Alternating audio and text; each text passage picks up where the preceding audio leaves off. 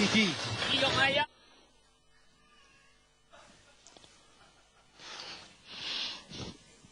Non c'è nessuno ancora in questo bel ventaglione che vuol prendere l'iniziativa. Tra i primi Red Sea e Tifeo che hanno vicino Ascarello, largo Super Gunther, allo steccato Subadar, tempesta esplosiva, sono 6-7 cavalli in linea, con l'immagine che li schiaccia un po' anche, con tra i primi Tifeo, Ascarello, Red Sea. A largo muove Vioz, anche perché col paraocchio è partito molto più svelto del consueto. Tifeo in vantaggio su Ascarello, che ha all'esterno Vioz. In terza posizione c'è anche tra i primi Amazing Victory, 15 quindi in vantaggio, sempre su Vioz. Tifeo prova la soluzione di forza come l'ultima volta su Vioz e Ascarello. Ludstar all'interno ci dovrebbe essere il 13 di Amazing Victory, poi su Badar Richel, tutti montati, Madame of Desert,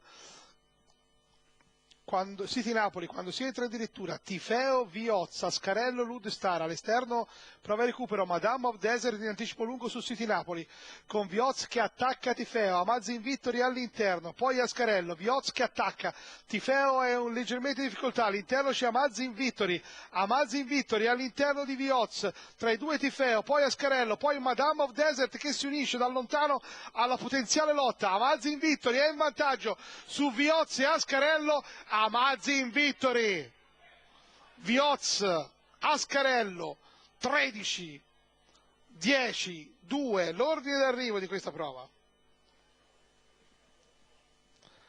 Amazing Victory aveva corso benissimo alla penultima, anche se con la nebbia non si era visto granché, però la prestazione con Sean King era oggettivamente più che discreta.